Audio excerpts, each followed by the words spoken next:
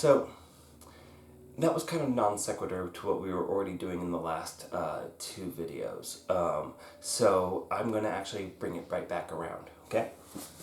Because that cutting armbar is not necessarily easy to get. So, right, I break his posture down, I go on the inside so I can funnel that in, I start to turn down and start to get that gable grip. And maybe he's being really rambunctious, maybe he's actually starting to turn his thumb up. I didn't get that grip in time, right? So I need to control that arm. I'm going to just suck it into my body, pulling my hand in. I'm going to grab his wrist on the other side. Now I'm already on my side, so I'm going to kick out, and I might even put my foot into his bicep here, right? So I've got that control on both sides. I might forgo that.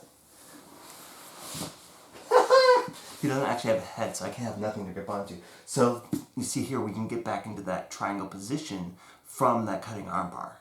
And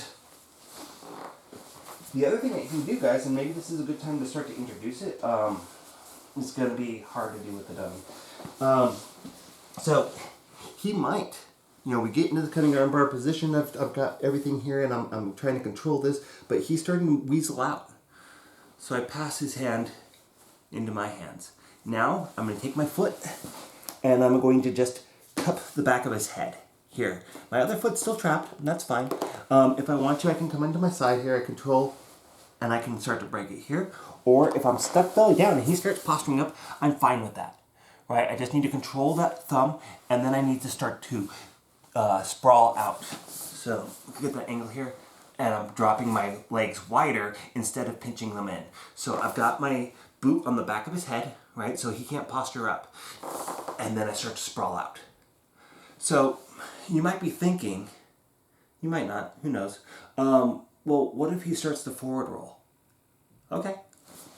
I might, once I get into this belly down position, if I'm not good at finishing that, or I don't trust it because it's harder to get out of that position when somebody does tap, I might just take this foot that's on the back of the head and I get really heavy with it. Now, I just drop my shoulder and roll, and the pressure on the back of his head, he's going to be like, oh shit, I want to get out of that. So he might roll himself, but eventually he's going to roll anyways. And then from here, I throw my leg over.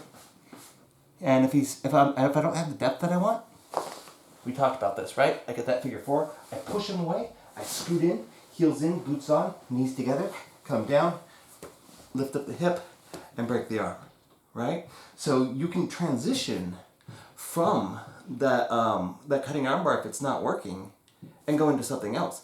And so we've hit that cutting armbar, right? Or we missed it, and then we went into the triangle. We went into a belly down armbar. We just changed the type of armbar that we're going for.